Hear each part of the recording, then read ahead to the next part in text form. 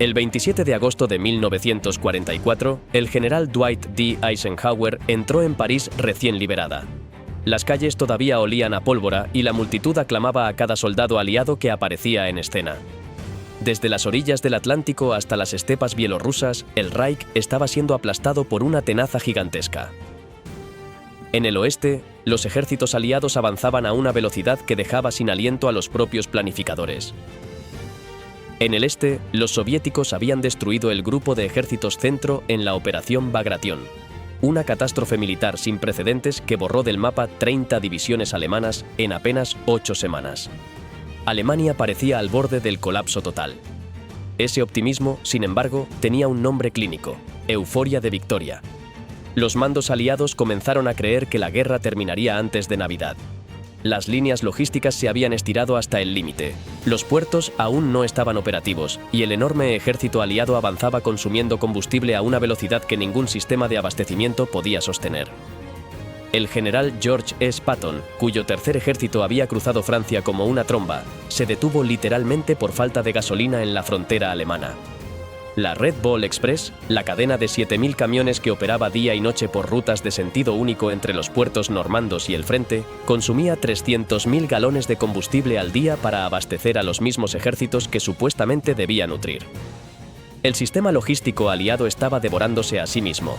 Montgomery, en el norte, logró convencer a Eisenhower de lanzar la ambiciosa Operación Market Garden en septiembre de 1944. Un salto aerotransportado sobre los canales holandeses destinado a cruzar el Rin y dejar atrás la línea Sigfrido. La operación estaba, en palabras del propio Bivor, tristemente mal planificada, con una probabilidad mínima de éxito.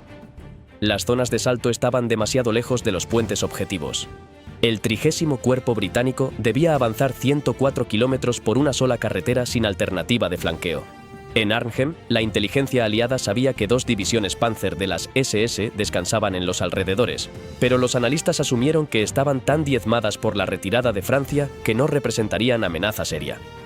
El error costó la división aerotransportada británica entera, más de 14.000 bajas aliadas. La guerra no terminaría antes de Navidad. Para noviembre de 1944, la euforia se había evaporado. Los aliados se encontraban ante el Westwall con sus ejércitos agotados, sus cadenas de suministro al límite y sus tropas sufriendo el invierno más crudo en décadas. El bosque de Hürtgen, una trampa de árboles helados y trincheras imposibles al este de Aquisgrán, se convirtió en un cementerio de divisiones americanas. Los bosques densos de abetos anulaban la superioridad aérea aliada. Las carreteras fangosas inutilizaban los vehículos acorazados. Los árboles convertían cada proyectil de artillería en una lluvia de astillas mortales que ningún casco podía detener. Los heridos en el Hürtgen eran evacuados en trineo porque los caminos eran impracticables para los vehículos de ambulancia. En 3 meses de combates, los Estados Unidos perdieron más de 33.000 hombres en aquellos bosques sin obtener ningún objetivo estratégico relevante. Cuando la 28ª División de Infantería fue retirada del Hürtgen en noviembre, había perdido 5.684 bajas en apenas una semana. Su regimiento más castigado estaba reducido a 300 hombres de los más de 2.000 que tenía al entrar. Para el historiador del ejército americano, fue la campaña de mayor costo proporcional con menor resultado estratégico de todo el frente occidental europeo. Fue en ese contexto, en la segunda semana de septiembre de 1944, cuando Adolf Hitler yacía en cama en su cuartel general de la Guarida del Lobo, en Prusia Oriental, aquejado de ictericia. Incapaz de asistir a las conferencias de situación, tenía horas libres para pensar. Y lo que pensó cambiaría el curso de los últimos meses de la guerra. Patton sin gasolina, la crisis logística que salvó al Tercer Reich. Hitler había llegado a una conclusión que sus generales consideraban un delirio y que él mismo presentaba como genialidad estratégica. El único camino para salvar al Reich no era la defensa, sino un ataque masivo y sorpresivo en el oeste. La lógica era la siguiente: en el frente oriental, cualquier ofensiva sería absorbida por la inmensidad del ejército soviético. En Italia, ninguna victoria cambiaría nada. Pero en el oeste existía una posibilidad real. dividir a los aliados angloamericanos con un golpe quirúrgico, forzar a los británicos a otro Dunkerque y destruir el principal puerto de abastecimiento aliado, Amberes. El plan que Hitler concibió mientras recuperaba la salud era audaz hasta la temeridad. 2 ejércitos acorazados romperían las líneas americanas en las Ardenas, la misma región boscosa y poco defendida que en mayo de 1940 había servido de punto de ruptura para la Blitzkrieg contra Francia.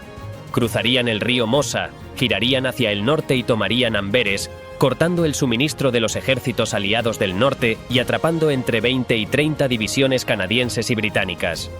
El general Feldmarschall Gerd von Rundstedt, comandante en jefe del Frente Occidental, leyó el plan y lo calificó de quimérico.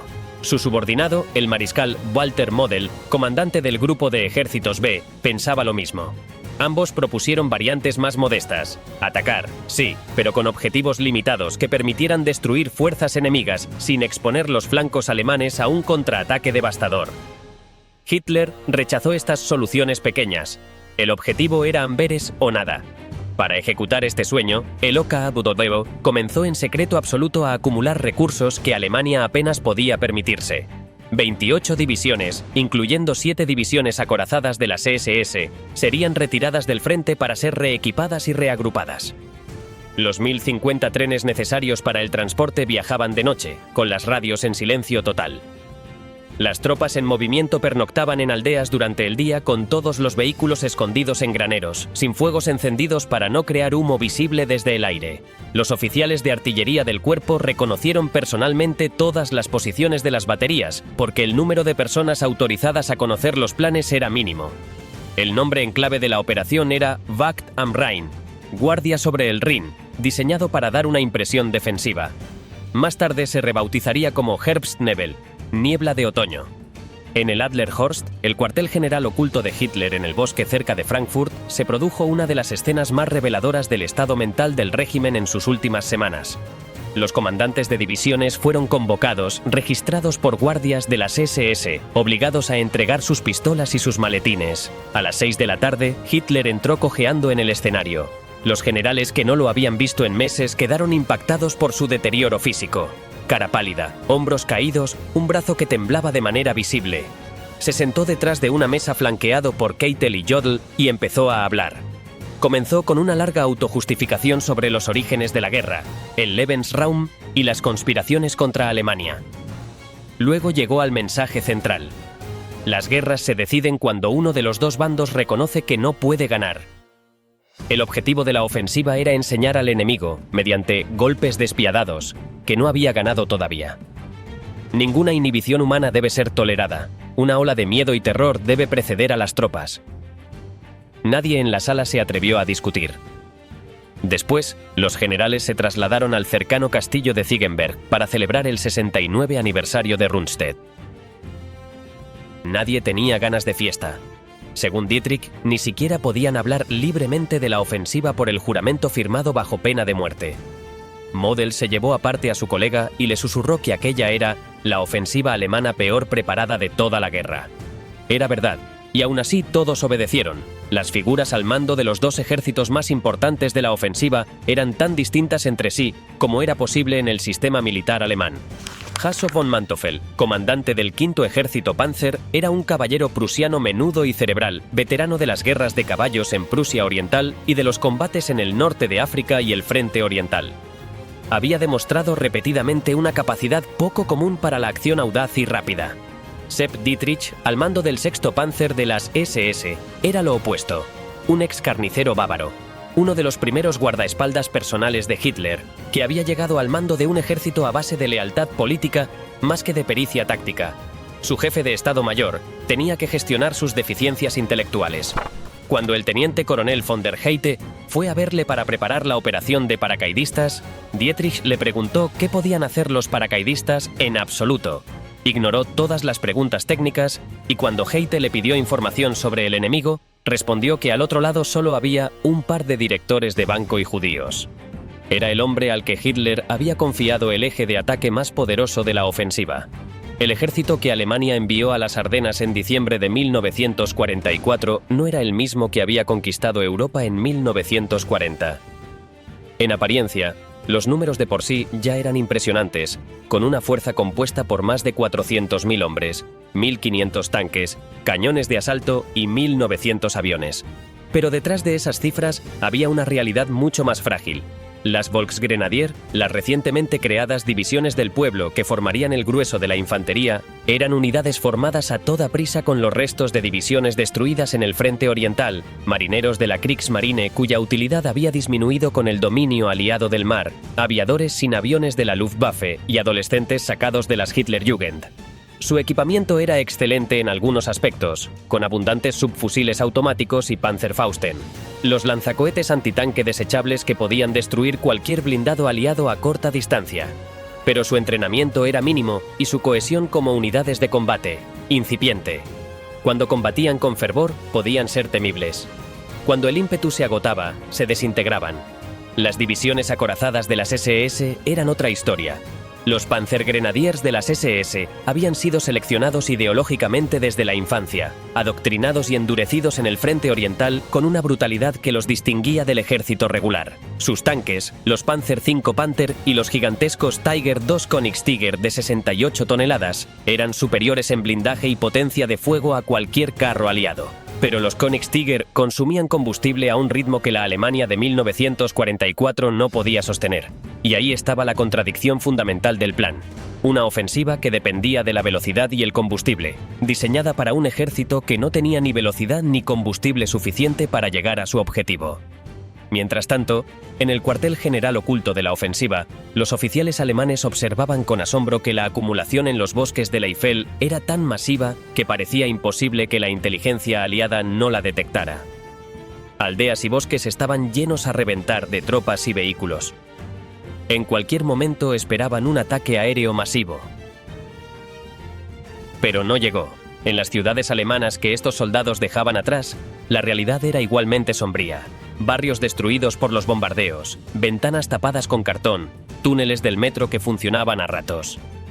Según las autoridades militares alemanas, 18.000 desertores de la Wehrmacht se escondían en Berlín en ese otoño, refugiados en tugurios y huertos urbanos. Las familias de los desertores eran amenazadas con las mismas penas que los fugitivos. Y aún así, miles de soldados jóvenes miraban la ofensiva con un entusiasmo genuino. Las divisiones de élite de las SS especialmente. Sus hombres más jóvenes estaban convencidos de que el golpe devastador que iban a asestar pondría fin a la amenaza del Este. Querían desesperadamente que la ofensiva funcionara. Esa desesperación, como se vería, era tan peligrosa como cualquier otro factor de la ecuación. ¿Cómo los aliados ignoraron las señales de la ofensiva? En el lado aliado, los servicios de inteligencia fallaron de una manera que los historiadores han analizado durante décadas sin llegar a un consenso claro sobre sus causas. Los síntomas estaban ahí. Ultra, el servicio de descifrado del código Enigma, detectó movimientos de trenes inusuales hacia el Eifel. Los aviadores informaron de concentraciones de tropas al otro lado del frente. Los prisioneros capturados hablaban de una gran ofensiva inminente. Una agente belga informó de ruido de tanques en las noches. El coronel Oscar Koch, jefe de inteligencia del Tercer Ejército de Patton, advirtió expresamente a sus superiores de que una gran ofensiva alemana era posible e inminente en las Ardenas. Lo que ninguno de los analistas sabía era que incluso en los campos de prisioneros británicos para generales alemanes, el secreto se había filtrado. En noviembre de 1944, el general Eberbach, captado secretamente por los micrófonos del campo, comentó que un general capturado días antes había hablado de una ofensiva con 46 divisiones. Un teniente capturado en los Países Bajos había mencionado lo mismo. Estas conversaciones fueron transcritas y enviadas a los analistas aliados. Y aún así nadie las conectó con la imagen completa. La razón combinaba varios factores, todos ellos comprensibles por separado y catastróficos en conjunto. Primero, la euforia residual. Resultaba difícil creer que una Alemania al borde del colapso pudiera lanzar una ofensiva de semejante magnitud. Segundo, un sesgo cognitivo clásico en inteligencia militar. Los analistas interpretaban los indicios según lo que esperaban ver, y esperaban ver una Alemania que se defendía, no que atacaba. Tercero, la región de las Ardenas era considerada un sector de descanso, el lugar donde los mandos estadounidenses enviaban a sus divisiones más fatigadas o a sus unidades más inexpertas para que se recuperaran o se entrenaran en relativa calma. cuando la noche del 15 de diciembre de 1944 cayó sobre las Ardenas, 83.000 soldados alemanes esperaban en los bosques de Eifel la señal del ataque. Más de 1.500 tanques y cañones de asalto aguardaban en la oscuridad. Enfrente, a lo largo de un frente de 145 kilómetros, apenas 4 divisiones americanas cubrían el sector, 2 de ellas novatas y 2 exhaustas. La 106ª División de Infantería, los Golden Lions, recién llegada de los Estados Unidos, llevaba en el frente menos de una semana. El misterio que persiste no es tanto por qué los alemanes consiguieron sorprender a los aliados, sino por qué los aliados, disponiendo de indicios múltiples, no los tomaron en serio. La respuesta más honesta es que la certeza que da el conocimiento posterior es engañosa. En el presente caótico de la guerra, los indicios se pierden entre el ruido de fondo de miles de reportes, rumores y señales contradictorias. La inteligencia perfecta no existe, y los alemanes, en este caso, supieron explotar esa limitación con maestría. A las 5:20 de la madrugada del sábado 16 de diciembre de 1944, la artillería del 6º Ejército Panzer abrió fuego sobre las Ardenas. El estallido rompió de golpe una quietud que había dominado durante semanas un frente que muchos mandos aliados consideraban secundario. En ese momento, buena parte de los soldados estadounidenses dormía en granjas, establos, sótanos y cabañas de leñadores, buscando refugio contra un invierno brutal. El frío era constante. La nieve endurecida cubría caminos y tejados. La noche parecía interminable. En esa época del año, la oscuridad se extendía durante unas 16 horas y la rutina en las posiciones avanzadas se había vuelto previsible. Los centinelas, helados y agotados, alcanzaron a ver en el horizonte una sucesión de destellos que por un instante recordaban relámpagos lejanos de verano. Pero no era una tormenta. Segundos después, los primeros obuses comenzaron a caer sobre carreteras, casas, cruces y puestos de mando. El suelo tembló. Los vidrios estallaron. Las vigas se partieron. Los hombres que despertaron bajo ese fuego apenas tuvieron tiempo de comprender que la gran ofensiva alemana acababa de empezar. En la pequeña aldea de Manderfeld, el bombardeo inicial mostró desde los primeros minutos el carácter indiscriminado y devastador del ataque. 5 civiles murieron casi de inmediato, entre ellos 3 niños pequeños. Varias granjas se incendiaron. El fuego se propagó entre estructuras de madera y depósitos de heno, iluminando la nieve con un resplandor anaranjado. Los artilleros alemanes conocían bien las costumbres del enemigo. Sabían que, en condiciones de frío extremo, los soldados estadounidenses tendían a abandonar las posiciones más expuestas durante la noche para dormir dentro de edificios cuando la situación lo permitía. Por eso concentraron gran parte de sus disparos sobre casas, establos y construcciones rurales. En los primeros minutos de aquella mañana, la diferencia entre estar refugiado en una vivienda o resguardado en una trinchera resultó decisiva. Para muchos, fue literalmente la diferencia entre vivir y morir. La ofensiva comenzó así, con una combinación de cálculo táctico y violencia brutal que buscaba romper el frente antes de que los mandos aliados entendieran la magnitud de lo que estaba ocurriendo. Más al sur, en el sector asignado al 5º Ejército Panzer del general Hasso von Manteuffel, la apertura fue distinta. Allí no hubo un bombardeo prolongado desde el primer minuto. Manteuffel había desoído en parte la preferencia de Hitler por una preparación artillera extensa. Temía que un fuego demasiado largo alertara a los estadounidenses y les diera tiempo para ocupar posiciones, organizar defensas y llamar refuerzos. Había estudiado el terreno con detalle. Incluso realizó un reconocimiento nocturno cerca del río Aur para observar directamente la disposición de las líneas enemigas y la rutina de las tropas norteamericanas. Su conclusión fue clara. Al caer la noche, muchos soldados estadounidenses dejaban los puestos más avanzados y solo regresaban a ellos poco antes del amanecer. Sobre esa observación construyó su plan. Ordenó que sus unidades de asalto se infiltraran en silencio durante la oscuridad, acercándose lo máximo posible antes de ser detectadas. Solo en el momento final debían emplearse reflectores apuntados hacia las nubes bajas, de modo que la luz rebotara y generara una claridad difusa sobre los bosques. Aquella luna artificial no debía delatar una fuente directa, pero sí permitir que infantería, zapadores y oficiales de enlace se orientaran entre árboles, pendientes y senderos congelados. En cuestión de horas, el panorama en las Ardenas adquirió una escala que muchos testigos describieron después como apocalíptica. No se trataba de un ataque local ni de una simple acción de distracción. 3 ejércitos alemanes avanzaban al mismo tiempo sobre un frente amplio y en condiciones climáticas extremas. Al norte atacaba el 6º Ejército Panzer SS, la formación a la que se le había asignado el golpe principal hacia los cruces decisivos y, en última instancia, hacia el Mosa. En el centro avanzaba el 5º Ejército Panzer, con la misión de abrir paso por el terreno más complejo y explotar cualquier ruptura. Más al sur, el 7º Ejército protegía el flanco para impedir contraataques aliados desde Luxemburgo y fijar fuerzas enemigas lejos del eje principal. En el cuartel general de Adlerhorst, las primeras noticias alimentaron la euforia. Alfred Jodl informó a Hitler que la sorpresa se había conseguido por completo. Durante algunas horas pareció que el cálculo alemán había funcionado. Niebla espesa, nieve, comunicaciones cortadas, unidades estadounidenses desorientadas y una ruptura inicial en varios sectores del frente. Sin embargo, incluso en ese primer día, cuando el golpe parecía exitoso, comenzaron a aparecer las señales de lo que acabaría frenando toda la ofensiva. La más célebre surgió en un lugar pequeño y aparentemente secundario, el cruce de Lanzerath. Allí, 18 soldados estadounidenses del Escuadrón de Reconocimiento de Caballería 14, dirigidos por el teniente Lyle Book, ocuparon una modesta posición en una colina arbolada con vista sobre el terreno de aproximación alemán. No tenían grandes fortificaciones, ni apoyo masivo, ni una superioridad material que justificara una defensa prolongada. Lo que tenían era una buena línea de observación, disciplina de fuego y la decisión de no retirarse. Frente a ellos avanzaba el regimiento de paracaidistas de la 3ª División Fallschirmjäger, una fuerza muy superior en número.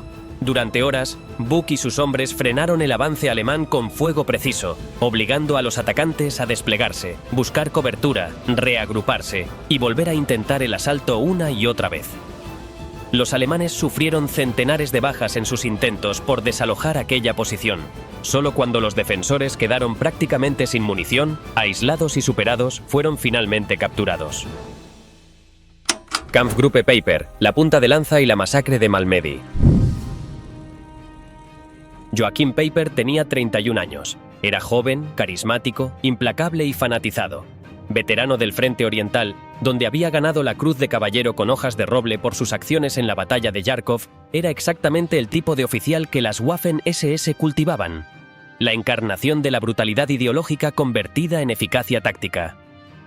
A Peiper se le asignó la misión más ambiciosa de toda la ofensiva: romper el frente norte, cruzar el río Amblev, capturar los depósitos de combustible aliados y lanzarse hacia el Mosa a máxima velocidad.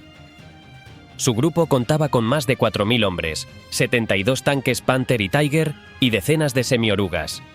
Antes de la ofensiva, cuando el jefe del Estado Mayor del 6º Ejército Panzer le preguntó hipotéticamente cuánto tardaría un regimiento blindado en recorrer 80 kilómetros de noche, Peiper tomó personalmente un tanque Panther y realizó el recorrido para verificar su respuesta.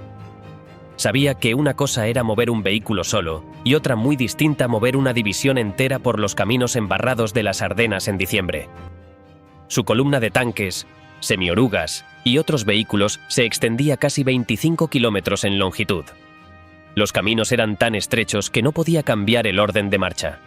Decidió poner una fuerza combativa fuerte en la vanguardia, con Panzergrenadiers en semiorugas, seguidos de una compañía de Panther y Mark IV. El batallón pesado de Tiger quedó en la retaguardia. La columna de Peiper avanzó el 17 de diciembre con una velocidad devastadora, sembrando el caos entre las tropas americanas. En Honsfeld capturó un depósito de combustible aliado y, según registros posteriores, ejecutó a prisioneros de guerra. En Bullingen, obligó a los propios prisioneros americanos a repostar sus vehículos bajo amenaza de muerte. La columna de acero negro, con sus Königstiger aplastando los adoquines de las aldeas belgas, aterrorizó a civiles y soldados por igual. La tarde del 17 de diciembre se produjo el episodio más oscuro y más determinante de toda la batalla. En el cruce de Bognez, cerca de Malmedy, un convoy de la batería B del 285 Batallón de Observación de Artillería americano tuvo la mala fortuna de encontrarse con la columna de Peiper. Los vehículos americanos indefensos fueron destruidos y sus ocupantes se rindieron. Aproximadamente 84 prisioneros de guerra americanos fueron conducidos a un campo abierto. Los soldados de las SS abrieron fuego sobre ellos. Algunos murieron en el acto, otros fingieron estar muertos y huyeron más tarde al bosque. Algunos fueron ejecutados en el suelo de uno en uno. La masacre de Malmedy, que mató a 84 soldados americanos desarmados, tuvo consecuencias que iban mucho más allá del horror inmediato. La noticia se extendió por las líneas aliadas como un reguero de pólvora. Según algunos testigos, los propios oficiales de las SS usaron la noticia de la masacre para aterrorizar a sus propios hombres. Les decían que si eran capturados, serían torturados y ejecutados como represalia. La consigna extraoficial americana corrió de trinchera en trinchera. Ante las SS no había rendición posible. Paradójicamente, el crimen de guerra de Paper endureció la resistencia americana en momentos críticos. Cuando años después la batalla de Malmedy llegó a los tribunales en el proceso de crímenes de guerra de Dachau, el general Bradley, interrogado sobre sus propias palabras en aquellas fechas, tuvo que enfrentarse a registros que indicaban que sus reacciones ante la noticia de la masacre habían sido de aprobación tácita de las represalias americanas. ¿Prisioneros del 12º SS Panzer? Ah, sí, solo tomamos algunas muestras, eso es todo. Bradley sonrió ante esa respuesta de su subordinado. Lo que ocurrió exactamente en los bosques detrás de las líneas americanas con los prisioneros alemanes de las SS en aquellas semanas es otro de los capítulos que la historiografía prefirió durante mucho tiempo no examinar con demasiado detalle. La columna de Paper continuó avanzando, pero los retrasos se acumulaban. Los puentes no podían soportar el peso de los Tiger. El 19 de diciembre llegó al nudo de Trois Ponts solo para encontrar los puentes destruidos. Un pequeño pelotón de ingenieros americanos, ignorado en el caos del avance alemán, había volado 3 puentes en rápida sucesión. Esa pequeña unidad, sin apenas armas pesadas, acababa de cambiar el destino de la operación. Empujado hacia un laberinto de aldeas y desfiladeros, el Kampfgruppe Paper fue finalmente rodeado. El 23 de diciembre, con los tanques sin combustible y la munición agotada, Paper ordenó abandonar todos los vehículos pesados y huir a pie con los supervivientes a través de los bosques. Solo 800 hombres de los más de 4.000 que partieron llegaron de vuelta a las líneas alemanas. Mientras Paper avanzaba al norte, la clave estratégica de toda la batalla se decidía en las aldeas gemelas de Rocherat y Krinkelt y en la cresta de Elsenborn, un promontorio nevado que dominaba todas las carreteras hacia el norte. El plan alemán requería que el 12º Cuerpo Panzer de las SS, con la división Hitlerjugend y la 277ª División de Volksgrenadiers, barrieran el hombro norte de la penetración y abrieran camino hacia Lieja y el Mosa. Los americanos, destrozados por semanas en el bosque de Hurtgen, se reagruparon con una rapidez que sorprendió a sus propios mandos. El general Leonard Gerow, comandante del V Cuerpo, tomó una decisión crítica. En lugar de continuar el ataque hacia el norte tal como estaba ordenado, frenó a la 2ª División de Infantería y la envió a defender las aldeas gemelas. Gerow sabía que lo que importaba era mantener el hombro norte, y el hombro norte dependía de Elsenborn. Un detalle técnico jugó un papel inesperado. La artillería americana usó por primera vez en combate real la espoleta de proximidad, o Positfuse, una espoleta que detonaba el proyectil automáticamente cuando se acercaba a cierta distancia del suelo, creando una lluvia de metralla que barría a la infantería atacante en campo abierto. Los ingenieros americanos la habían autorizado sin permiso de los mandos superiores. Funcionó con una eficacia que los artilleros no habían podido probar en condiciones reales. Cada ataque alemán sobre Elsenborn era respondido con salvas que explotaban a 2 o 3 metros de altura sobre las cabezas de los atacantes. Durante 3 días, los soldados americanos libraron una de las batallas más brutales e ignoradas del frente occidental. Los hombres de la 2ª y la 99ª División combatieron calle por calle, casa por casa, en Rocherat y Krinkelt, bajo una nevada constante y temperaturas de 20 grados bajo cero, contra el fanatismo de los Panzergrenadiers de las SS. Los Sherman americanos, inferiores a los Panther y Tiger alemanes en potencia de fuego y blindaje, los combatían de noche, a corta distancia, donde la diferencia tecnológica se reducía. Los soldados usaban bazucas y cargas de demolición manual para destruir los tanques alemanes en los callejones. Las bajas eran enormes en ambos bandos, pero Elsenborn no cayó. Y sin Elsenborn, las carreteras hacia el norte permanecían bloqueadas. El 6º Ejército Panzer de las SS, la fuerza más poderosa de la ofensiva, se encontró empantanado desde el principio. Sepp Dietrich nunca obtuvo el avance que Hitler había prometido para sus divisiones de élite. La insistencia de Hitler en asignar al norte, al sexto de las SS el eje de avance más estrecho y defendible, reservándole los mejores tanques y divisiones, fue uno de los errores tácticos fundamentales de la ofensiva. Manteuffel, al sur, con fuerzas más modestas, avanzó mucho más. La rendición de la 106ª División, Vonnegut capturado. En el centro del sector atacado, la 106ª División de Infantería Americana vivió una de las catástrofes más completas sufridas por el ejército americano en toda la guerra. Los Golden Lions llevaban menos de una semana en el frente cuando comenzó la ofensiva. 2 de sus 3 regimientos, el 422 y el 423, habían sido desplegados en un saliente peligroso dentro del bosque de Schnee-Eifel.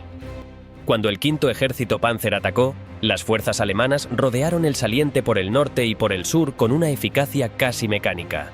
Entre los soldados atrapados estaba un joven cabo de 21 años del 423 de Infantería, ex estudiante de bioquímica en Cornell, llamado Kurt Vonnegut. En sus propias palabras, él y sus compañeros eran una mezcla de chicos universitarios y hombres que se habían alistado para evitar la cárcel. Muchos eran malos especímenes físicos que nunca debían haber estado en el ejército. Pocos habían recibido entrenamiento de infantería propiamente. Vonnegut solo sabía sobre armas porque su padre era un fanático de las pistolas, así que sabía cómo funcionaba todo ese cacharro. Cuando los alemanes acercaron altavoces para tocar música de Benny Goodman y Artie Shaw, interrumpida con promesas de duchas calientes, camas blandas y tortitas para el desayuno si se rinden, la respuesta americana fue un coro de obscenidades. Un soldado en una zanja, llorando violentamente, gritó: «Métanselo por donde les quepa, hijos de puta alemanes». Pero la resistencia no podía durar indefinidamente. Sin comunicaciones, sin munición, sin apoyo aéreo y sin ninguna fuerza de rescate a la vista, el 19 de diciembre los comandantes de ambos regimientos tomaron la decisión de rendirse. Aproximadamente 7.000 soldados americanos depusieron las armas, la mayor rendición de tropas americanas en Europa durante toda la Segunda Guerra Mundial. Vonnegut fue capturado y enviado a Dresde, donde sobrevivió al devastador bombardeo aliado de febrero de 1945 en un sótano de Matadero. 25 años después, escribiría sobre esa experiencia en Matadero 5, que mezcla el relato del prisionero de guerra con la ciencia ficción, y se convirtió en uno de los libros canónicos sobre la locura de la guerra. La derrota en Schnee-Eifel, que había comenzado su itinerario hacia ese sótano de Dresde, ni siquiera aparece como tal en la novela. El horror de ese primer mes se disuelve en el caos posterior. La ciudad de Saint-Vith, un nudo de carreteras vital, resistió bajo el mando del general Robert Hasbrouck, con los restos de varias unidades dispersas, artilleros, cocineros y conductores transformados en infantería de emergencia, hasta el 21 de diciembre, 5 días cruciales que consumieron las reservas de tiempo del avance alemán. Cuando finalmente los alemanes entraron en Saint-Vith, habían perdido 5 días vitales. El modelo del plan original preveía tener el Mosa cruzado en 2 o 3 días. Eso ya era imposible. Si existe un punto geográfico que resume la batalla de las Ardenas, ese es Bastogne. Una ciudad belga modesta, Bastogne era un nudo de 7 carreteras en el corazón de las Ardenas. Para el quinto ejército Panzer de Manteuffel, tomar Bastogne no era opcional. Para los americanos, defenderla significaba bloquear la arteria logística del eje central alemán. La 101ª aerotransportada, los Screaming Eagles, fue enviada a Bastogne en camiones en la madrugada del 18 de diciembre, sin equipamiento invernal, sin abrigos térmicos, sin suficiente munición. Su comandante habitual, el general Maxwell Taylor, se encontraba en Washington. El mando recayó en el general de brigada Anthony McAuliffe, el jefe de artillería de la división. Significativamente, también el segundo al mando de la división estaba en Londres dando una conferencia sobre Market Garden. La 101ª entró en Bastogne con jefes de emergencia, bajo fuerza, sin artillería suficiente y sin el equipamiento de invierno que un soldado necesitaría para sobrevivir a las temperaturas que estaban por venir. Para el 20 de diciembre, Bastogne estaba completamente rodeada. Un perímetro de apenas 10 kilómetros de diámetro separaba a los 18.000 defensores de las columnas blindadas alemanas. Los heridos se acumulaban en las bodegas de las casas. La munición escaseaba. Los médicos operaban en condiciones medievales. El frío alcanzaba los 15 grados bajo cero, y sin embargo, los paracaidistas aguantaron. El 22 de diciembre, un oficial alemán llegó al perímetro con una propuesta de rendición firmada por el general Heinrich von Luttwitz. El texto amenazaba con la destrucción total de la ciudad y sus defensores si no capitulaban en 2 horas. McAuliffe, que había sido despertado para recibir el mensaje, murmuró una sola palabra soñoliento: «Notch». Su Estado Mayor, sin saber qué otra cosa recomendar, sugirió que usara esa misma respuesta como respuesta oficial. El mensajero alemán, confundido, preguntó si era una respuesta positiva o negativa. Le explicaron que en argot americano equivalía a «al diablo». La respuesta llegó al general Manteuffel, que se enfureció con Luttwitz. El ultimátum había sido una fanfarronada, porque los alemanes simplemente no tenían munición de artillería suficiente para cumplir la amenaza. En sus foxholes alrededor del perímetro, los paracaidistas mal equipados sufrían terriblemente con el frío. Algunos descubrieron un almacén con miles de sacos de arpillera, que fueron repartidos rápidamente para envolver los pies. Las bajas por congelación y pie de trinchera comenzaron a ser tan numerosas como las de combate. Los oficiales americanos pidieron a los alcaldes de las aldeas del perímetro que reunieran sábanas para usarlas como camuflaje en la nieve. En un pueblo, el burgomaestre hizo tañer la campana de la iglesia y los vecinos salieron corriendo con lo que tenían. 200 sábanas fueron cortadas en tiras para cubrir cascos y cañones. En la noche de Navidad, la Luftwaffe lanzó la que sería una de sus últimas grandes operaciones sobre Bastogne. Decenas de bombarderos Junkers 88 descargaron sobre la ciudad. El cuartel general de McAuliffe fue alcanzado. En el sótano del Instituto de Notre Dame, lleno de civiles refugiados, las paredes vibraron como en un terremoto, el polvo descendió en nubes densas y varias personas enloquecieron de pánico. La enfermera Augusta Chiwi, de origen congoleño, fue lanzada al suelo junto con el médico con quien compartía una botella de champán navideño robada. Cuando lograron salir a la calle, encontraron que el edificio del puesto de primeros auxilios había colapsado sobre sus pacientes heridos y ardía. La enfermera René Lemaire y unos 25 heridos murieron quemados en sus camas. Los paracaidistas intentaron apartar los escombros con las manos desnudas. Los intentos de apagar el fuego con cubos de agua fueron inútiles. El 23 de diciembre, el tiempo cambió de golpe. El cielo sobre las Ardenas se aclaró, con heladas secas y sol brillante. Ese mismo día, 241 aviones de transporte C-47 americanos sobrevolaron el perímetro y lanzaron 334 toneladas de munición, combustible, raciones y suministros médicos. Los soldados emergieron de sus trincheras y salieron corriendo a recuperar los paracaídas, aplaudiendo a las tripulaciones. Luego cortaban la seda de los paracaídas para envolver sus pies helados. Los P-47 Thunderbolt de escolta atacaron posiciones de artillería y concentraciones de tanques alemanes alrededor del perímetro.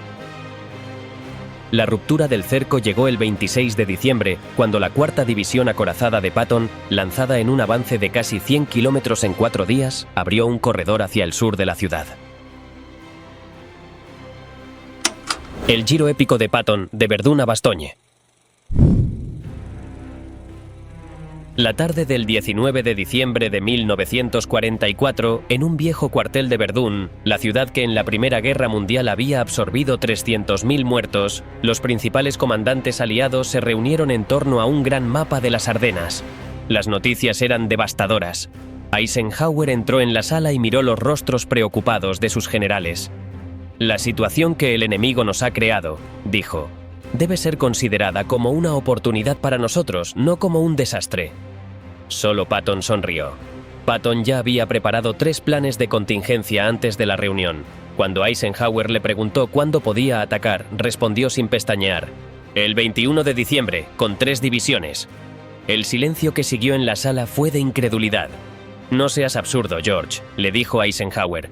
«Empieza el 22 y quiero que tu primer golpe sea fuerte». Lo que Patton no reveló era que sus divisiones ya estaban en marcha. Había dado la orden antes de salir de su cuartel general, usando una palabra clave pactada por teléfono. Cuando salió de la reunión a hacer una llamada y regresó fumando un puro, sus columnas ya avanzaban hacia el norte. El Tercer Ejército giró 90 grados en 72 horas, una de las mayores reconversiones logísticas de la historia militar. La fe de Patton en la providencia tenía, además, una dimensión peculiar. Semanas antes, en la época de las lluvias que paralizaban a la aviación aliada, había llamado a su capellán militar, el padre James O'Neill. «Padre, ¿tiene usted una buena oración para el tiempo?».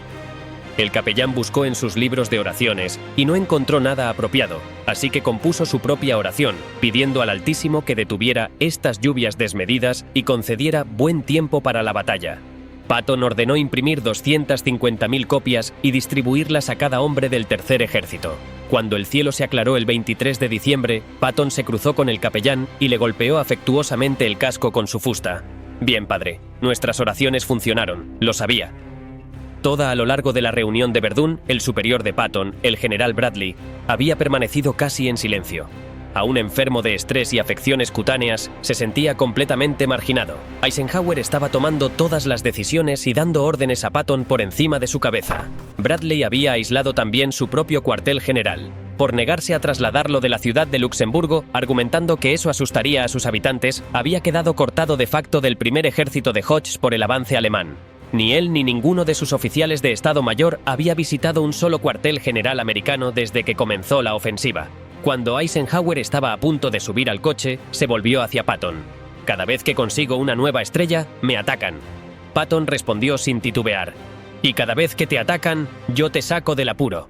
La decisión más controvertida de los días siguientes fue cuando Eisenhower transfirió el mando de todas las fuerzas al norte de la penetración, incluyendo el primer ejército y el noveno ejército americanos, al general Bernard Montgomery. La decisión era tácticamente lógica, pero Montgomery empeoró las cosas con una rueda de prensa en la que habló de la batalla como si él la hubiera ganado personalmente, mencionando apenas de pasada la resistencia americana. La herida entre las alianzas tardó meses en cicatrizar y estuvo a punto de costar a Montgomery el mando. Mientras la batalla mayor se desarrollaba en los bosques belgas, una operación clandestina sembraba el pánico en la retaguardia, aliada con unos medios ridículamente escasos. El Obersturmbannführer Otto Skorzeny, el mismo oficial que en 1943 había rescatado a Mussolini de su prisión en los Apeninos en una audaz operación aerotransportada, recibió el encargo de organizar la Operación Grave. Sus hombres debían infiltrarse en la retaguardia aliada en jeeps americanos robados y con uniformes americanos para sembrar confusión. Algunos llevaban viales de ácido sulfúrico para arrojar en la cara de los guardias si eran detenidos. Algunos grupos cambiaron señales de carretera. Uno logró desviar un regimiento de infantería entero. La anécdota que reveló la operación al mundo fue la captura de un equipo en un puente de Lieja. Cuando los policías militares les pidieron su documentación de trabajo, presentaron varios formularios en blanco. En el jeep encontraron armas y explosivos alemanes y brazaletes con la cruz gamada escondidos bajo los uniformes americanos. El jeep había sido capturado en Arnhem. Bajo interrogatorio, el oficial capturado, el teniente Gunther Schultz, habló libremente. Contó que existía un plan para capturar o asesinar a Eisenhower en París, con 80 hombres que se reunirían en el Café de l'Épée o el Café de la Paix. No quedó claro entonces ni después si Schultz lo creía realmente, si intentaba causar daño deliberadamente o si esperaba impresionar a sus interrogadores para salvar la vida. La historia que contó incluía Brandenburger, comandos, agentes dobles y un escenario de película de espías. En cualquier caso, la inteligencia aliada se lo creyó. En 24 horas, Eisenhower era prácticamente un prisionero en su propio cuartel general en Versalles, usando entradas traseras, con las estrellas de su rango cubiertas en los vehículos. Los controles en todas las carreteras ralentizaban enormemente el tráfico aliado. Las instrucciones circuladas instaban a interrogar al conductor de cualquier vehículo porque, si es alemán, será el que menos inglés entienda. Y advertían que algunos de estos alemanes disfrazados de soldados americanos se hacen pasar por oficiales de alto rango. La operación de Skorzeny, que con menos de 100 hombres reales, consiguió inmovilizar al comandante supremo aliado y desorganizar el tráfico de todo un frente, es uno de los episodios más singulares de toda la guerra. Una victoria psicológica absoluta con recursos mínimos. Paralelamente, el teniente coronel Friedrich Freiherr von der Heydte dirigió el único salto masivo de paracaidistas alemanes en el frente occidental de toda la contienda. Los 870 paracaidistas que saltaron en la madrugada del 17 de diciembre eran inexpertos, y los pilotos de los Junkers nunca antes habían lanzado paracaidistas en combate. El resultado fue predecible. Los hombres se dispersaron en decenas de kilómetros cuadrados de bosque helado. Von der Heydte reunió apenas 300 soldados. Sin radio, sin suministros y sin posibilidad de cumplir su misión, se escondió en los bosques durante días antes de rendirse. Su único efecto fue, nuevamente, psicológico. La noticia de paracaidistas alemanes operando en la retaguardia amplificó el pánico causado por los equipos de Skorzeny. El punto más occidental que las fuerzas alemanas alcanzaron en toda la ofensiva fue Foy-Notre-Dame, a escasos 5 kilómetros del Mosa. Fue la segunda división Panzer la que llegó hasta allí el 24 de diciembre, a las puertas de Dinant. Pero llegó exhausta, sin combustible y sin infantería suficiente para proteger sus flancos. Sus tanques se detuvieron en los bosques al este de Sels, esperando el combustible que nunca llegó. La madrugada del 24 de diciembre, 2 oficiales de la segunda división irrumpieron en el pequeño restaurante de Sels, el Pabellón Ardennais. La dueña, Madame Marthe Monric, los encontró en la planta baja en bata de noche. Los alemanes, urgentes, le preguntaron cuántos kilómetros faltaban para llegar a Dinant.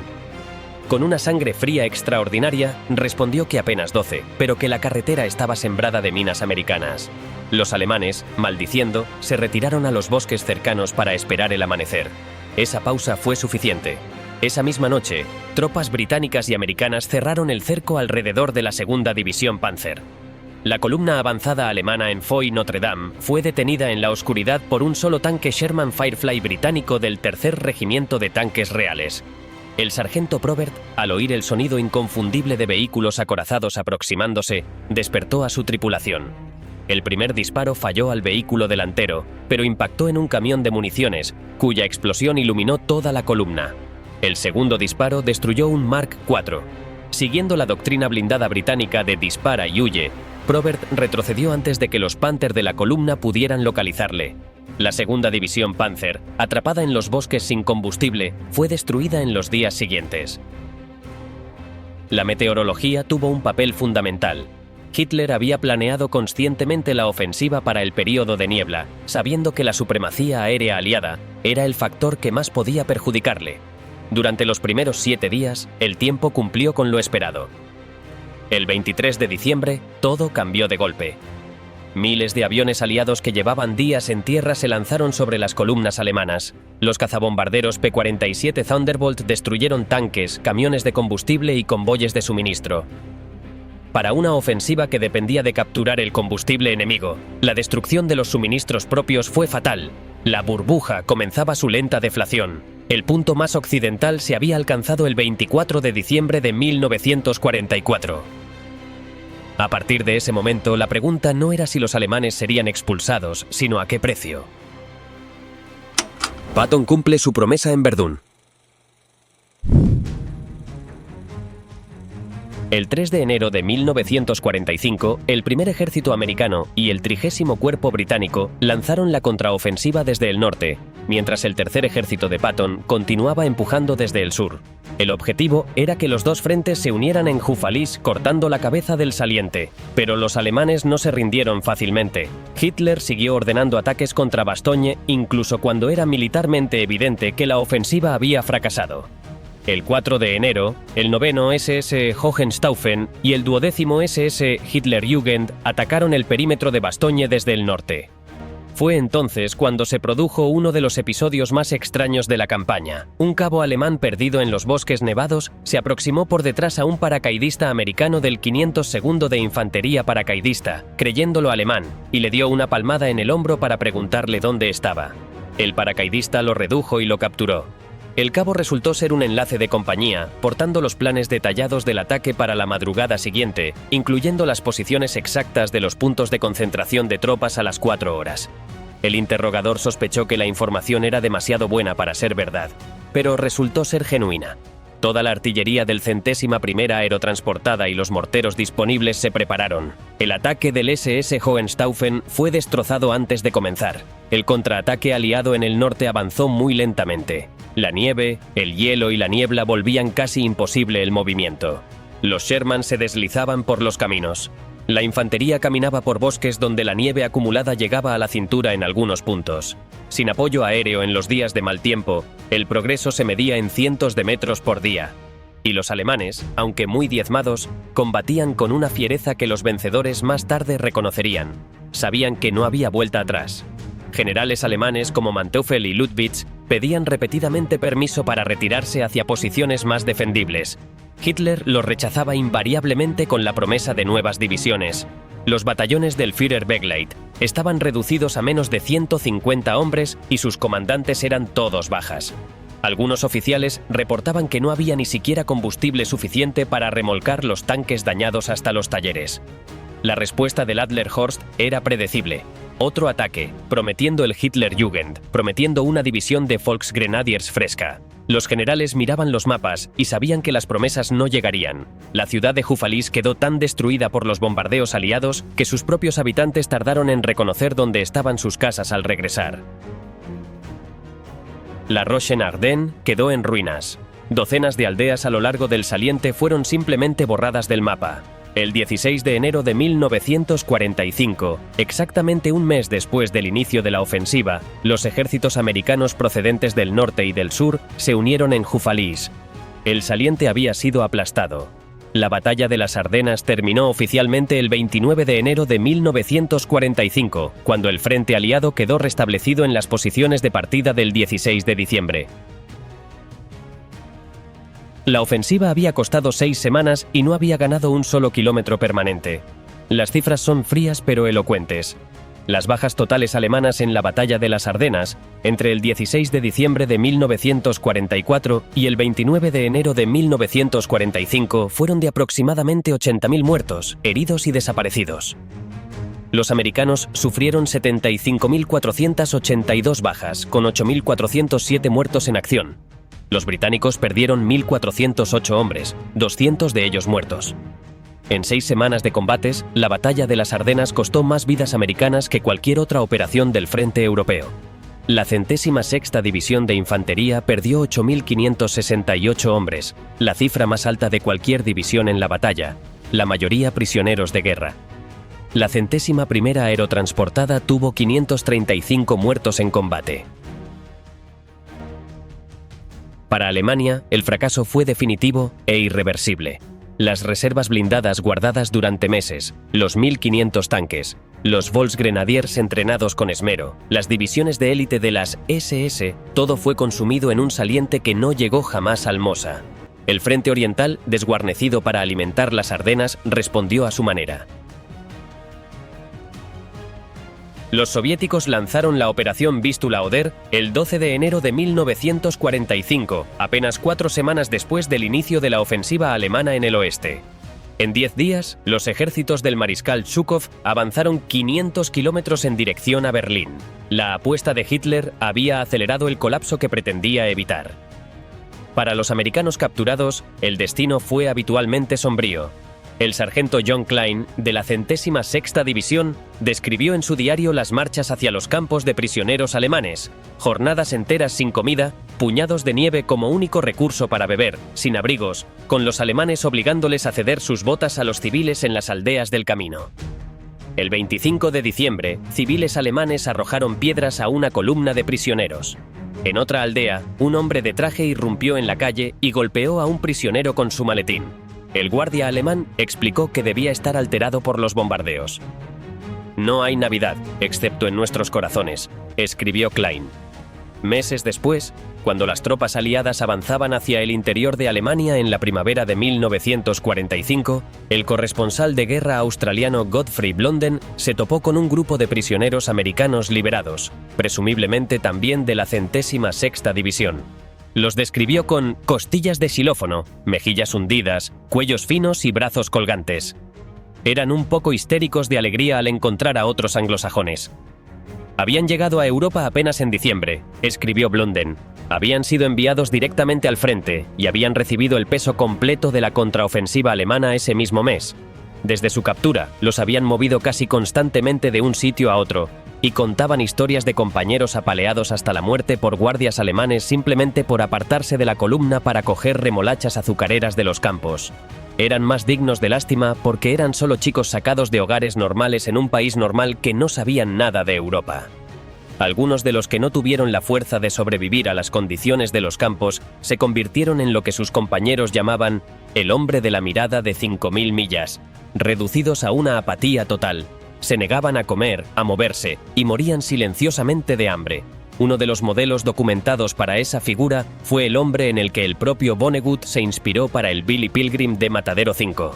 Uno de los elementos menos conocidos de la batalla fue el papel de los soldados afroamericanos. Por primera vez en números significativos, unidades americanas de primera línea formadas íntegramente por soldados negros combatieron en combate convencional. 9 batallones de artillería de campo del 8º Cuerpo, 3 batallones cazacarros y el 761 batallón de tanques eran todos de soldados negros. El 969 Batallón de Artillería de Campo recibió la primera citación de unidad distinguida, otorgada a una unidad de combate negra en la Segunda Guerra Mundial.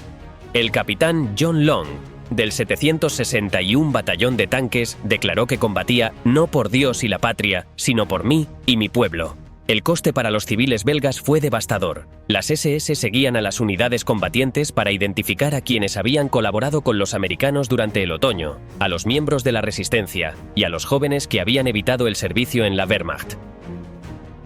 En los cantones del este, donde la población era germanófona y había sido reclamada como ciudadanía alemana por el régimen nazi, el regreso del ejército alemán fue especialmente traumático. Algunos habían colaborado, otros habían resistido, y la línea entre ambos grupos era a menudo invisible desde fuera. Cuando los alemanes se fueron definitivamente, la resistencia ajustó cuentas. Las cicatrices tardaron décadas en cerrarse. La pregunta que los historiadores han seguido debatiendo durante 80 años no es si la batalla de las Ardenas fue el error estratégico más grave de Hitler en el frente occidental. Sobre eso hay consenso. La pregunta es si Hitler lo sabía y lo ordenó de todas formas, o si genuinamente creía que podía funcionar. Las evidencias apuntan en direcciones contradictorias. Por un lado, Jodl, su propio jefe de operaciones, dijo después de la guerra: «Era un acto de desesperación, pero teníamos que arriesgarlo todo». Rundstedt y Model creían que el objetivo de llegar a Amberes era irrealizable con las fuerzas disponibles y lo dijeron desde el principio. Manteuffel, el único comandante que avanzó con éxito relativo, reconoció décadas después que nunca creyó que podría cruzar el Mosa. El combustible necesario para llevar los blindados de las Ardenas hasta Amberes era aproximadamente el doble del que existía en todo el ejército alemán en ese momento. La operación estaba condenada matemáticamente antes de comenzar. Por otro lado, Hitler mantuvo hasta el final, incluso cuando el Bulge ya se estaba desinflando, la convicción de que la ofensiva había tenido éxito estratégico. En enero de 1945, con el frente oriental colapsando, argumentó que las Ardenas habían impedido a Eisenhower lanzar su propia ofensiva hacia el Ruhr, lo que era técnicamente cierto, pero equivalía a convertir un fracaso en virtud.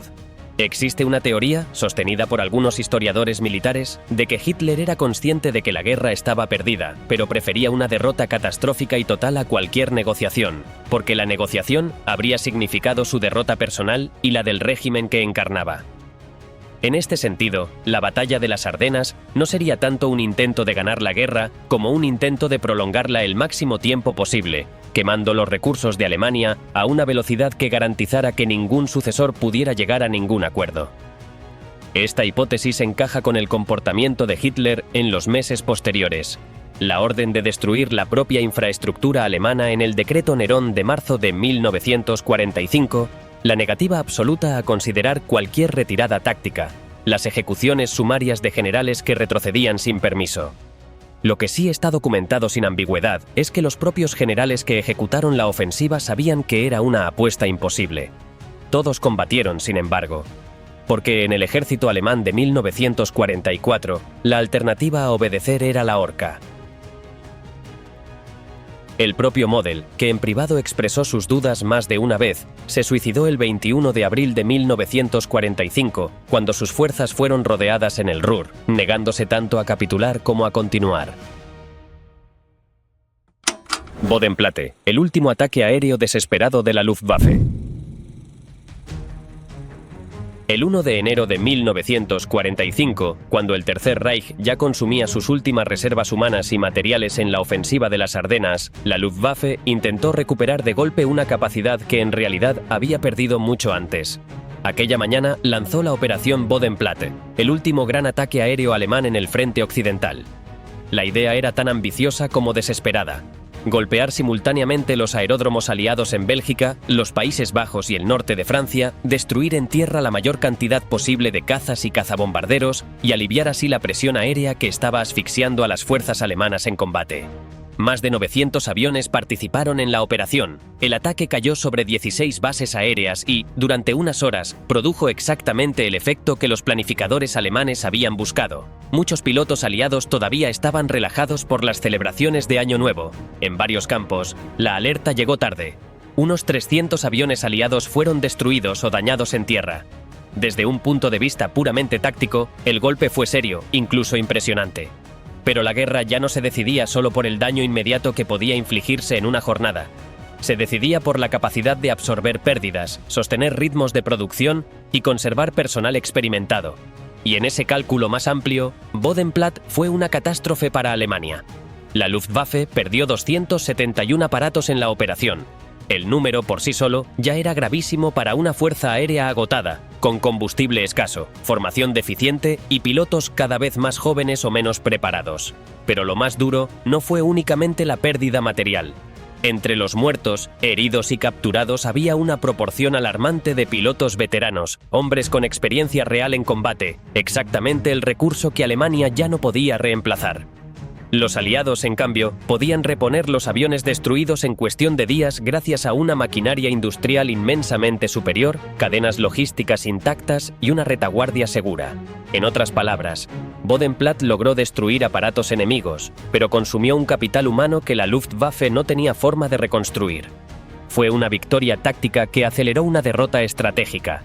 El ataque mostró que Alemania todavía podía organizar una operación compleja y coordinada, pero también reveló con brutal claridad que ya no podía sostener las consecuencias de ese esfuerzo.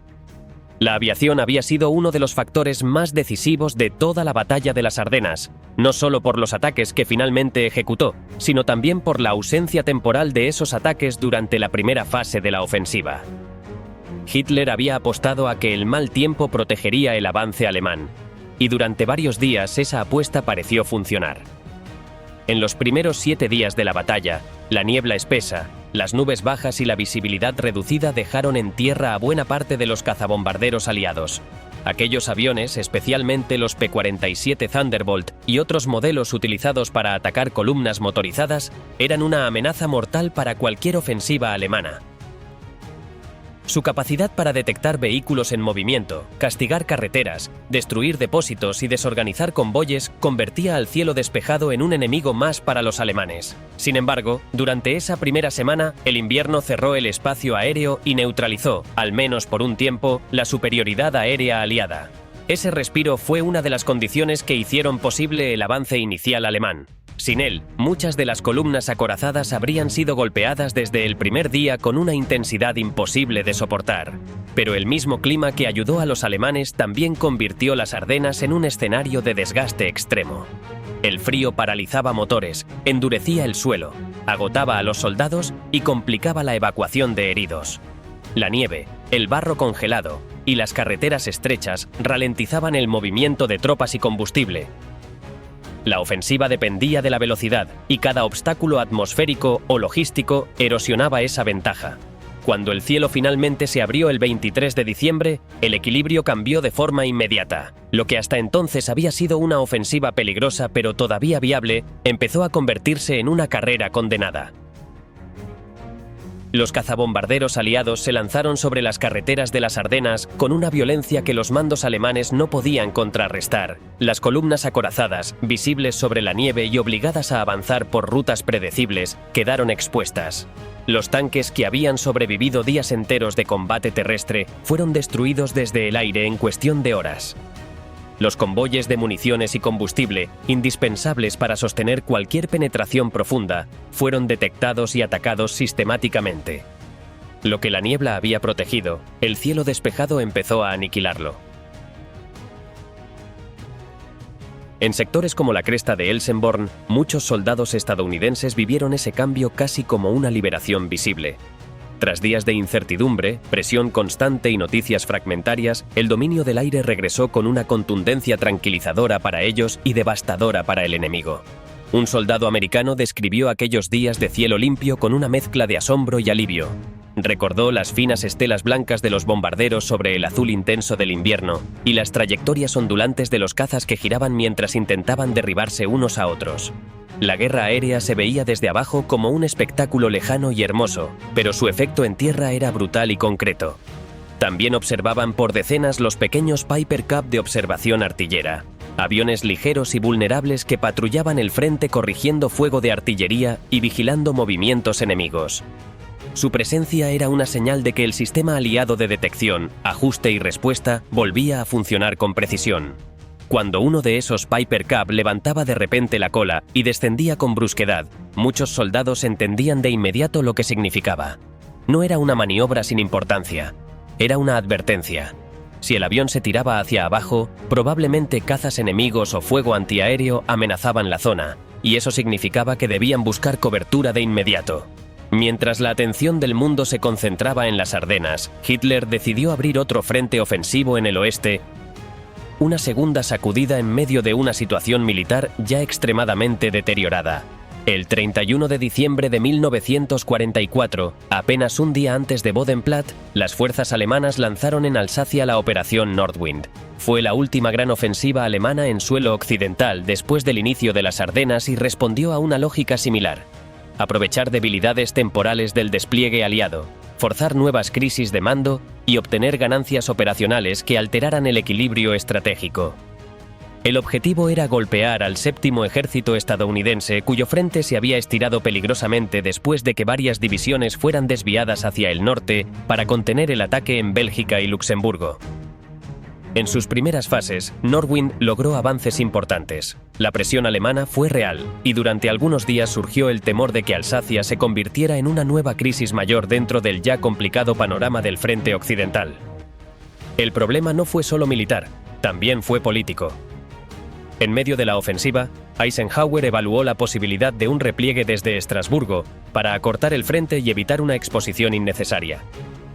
Desde un punto de vista estrictamente operativo, la propuesta tenía lógica.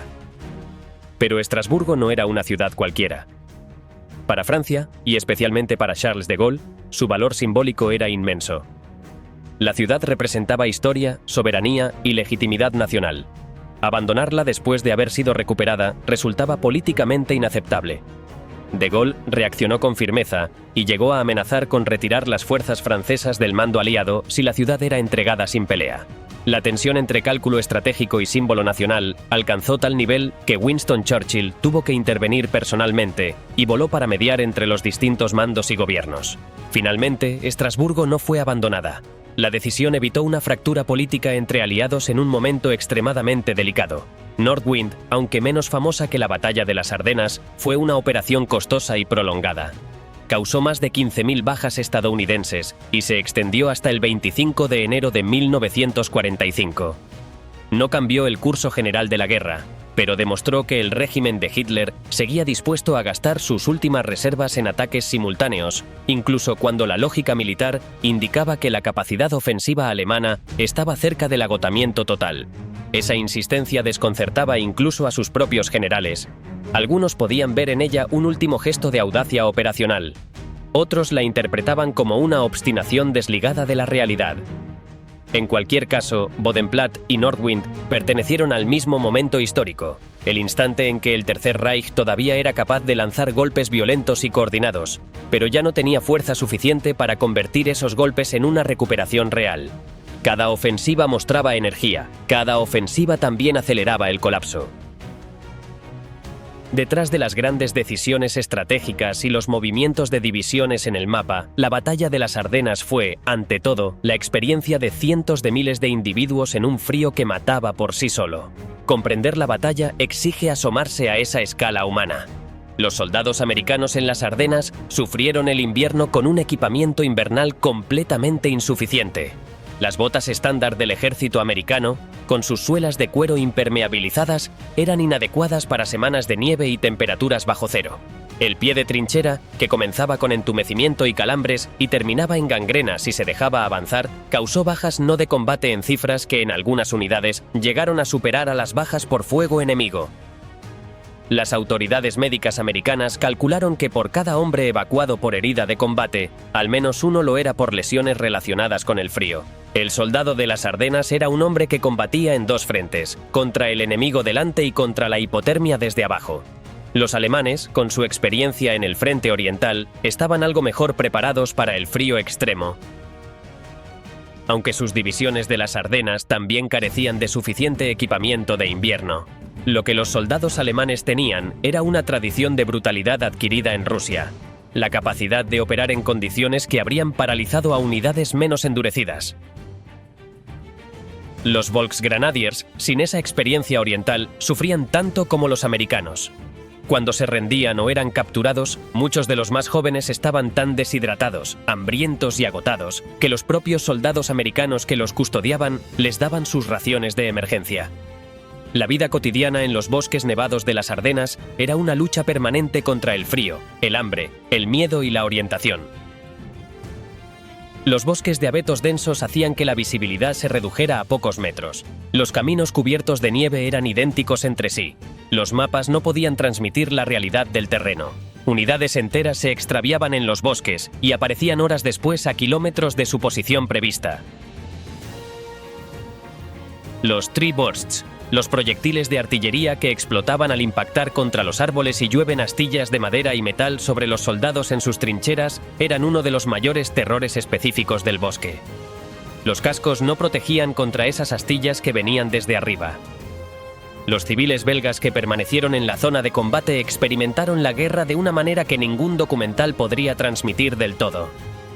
En una aldea cerca de Elsenborn, la familia Gronsfeld decidió el día de Navidad subir de su sótano a sentarse en la cocina a la luz del sol que rebotaba en la nieve.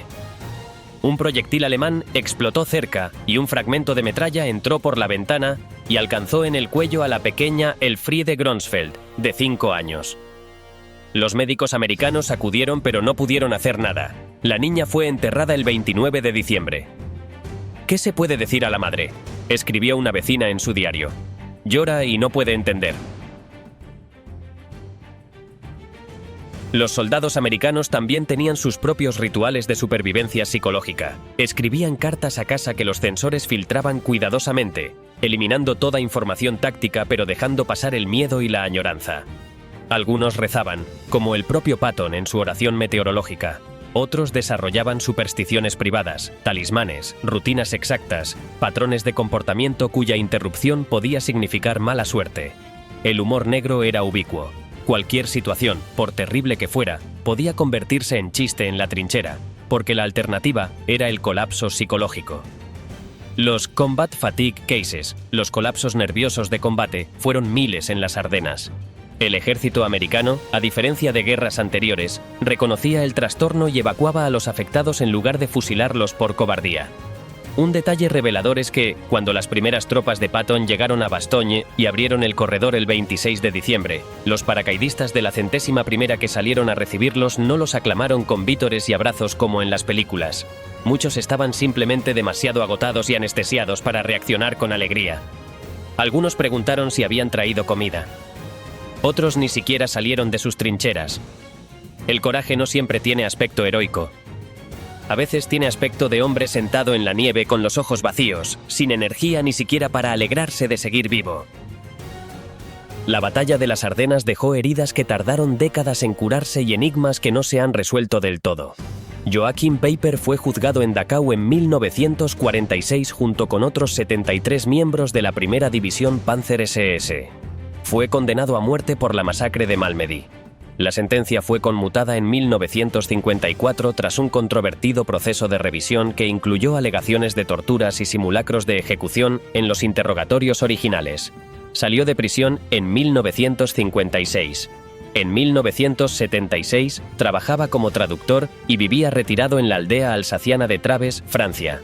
En la noche del 13 al 14 de julio, fiesta nacional francesa, su casa fue incendiada. Su cuerpo fue encontrado entre los escombros con señales de haber recibido disparos. Nadie fue nunca procesado por el crimen. Los autores materiales, sus motivaciones exactas y la identidad de quienes pudieran haberlo encargado siguen siendo desconocidos. El debate sobre la masacre de Malmedy fue en sí mismo uno de los episodios más oscuros del proceso de desnazificación. Una investigación del Congreso americano presidida por el senador Joseph McCarthy, en uno de sus primeros actos públicos de relieve antes de sus famosas cacerías de comunistas, concluyó que efectivamente había habido irregularidades en el proceso. Varios acusados alegaron haber sido sometidos a torturas y a simulacros de ejecución para obtener sus confesiones. Varios de los condenados inicialmente a muerte vieron sus sentencias reducidas. El episodio envenenó la política alemana y americana durante años y alimentó la narrativa de la limpia Wehrmacht y la sucia SS, una distinción que la investigación histórica posterior demostró que era mucho menos clara de lo que convenía admitir a ninguno de los dos lados. El misterio de qué exactamente ocurrió en el campo de Bonniev el 17 de diciembre de 1944 tampoco está completamente resuelto. Los supervivientes dieron testimonios en parte contradictorios. La investigación forense realizada en enero de 1945 encontró 84 cadáveres con señales de ejecución, pero las circunstancias exactas, quién dio la orden, si fue una orden o una reacción espontánea del momento, permanecen en disputa entre historiadores que han analizado el mismo cuerpo de evidencias llegando a conclusiones distintas. El último superviviente identificado de la masacre de Malmedy murió en 2013. En los Estados Unidos, la Batalla de las Ardenas ocupó un lugar peculiar en la memoria colectiva. Fue la mayor derrota táctica sufrida por el ejército americano en Europa, pero también el preludio inmediato de la victoria final. Las divisiones que combatieron en las Ardenas en diciembre de 1944 cruzaron el Rin en marzo de 1945. La narrativa dominante, alimentada por películas, novelas y documentales, tendió a presentar el episodio como una historia de heroísmo. La historia de la 106ª División, de los 7.000 soldados que se rindieron, tardó décadas en ser contada sin vergüenza.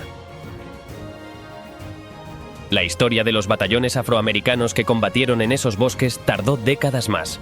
Para los belgas, la Batalla de las Ardenas fue la segunda ocupación en 4 años, más breve que la primera pero no menos traumática. Las aldeas destruidas fueron reconstruidas en los años 50, pero muchas familias habían perdido todo. Algunos historiadores locales han documentado casos de ajusticiamientos sumarios, tanto de colaboracionistas por la resistencia como de civiles por tropas alemanas, que no aparecen en ningún registro oficial. Las Ardenas belgas, con sus museos bien mantenidos y sus cementerios militares de los que se ocupa el gobierno americano, llevan 8 décadas conviviendo con una historia que para sus habitantes más ancianos fue carne viva. En Alemania, la Batalla de las Ardenas quedó relegada durante mucho tiempo a la incómoda categoría de los capítulos que se preferían no explorar en detalle, demasiado cercana al final para tener la épica melancólica de Stalingrado, demasiado teñida de crímenes de guerra para ser objeto de orgullo. Solo en las últimas décadas la historiografía alemana ha abordado el período final de la guerra con una honestidad que durante décadas resultaba políticamente complicada. Los últimos veteranos americanos de la Batalla de las Ardenas superan hoy los 100 años. Hay detalles que solo ellos conocían y que se han ido con ellos. La batalla, que en diciembre de 1944 era el presente más urgente y brutal, es hoy historia.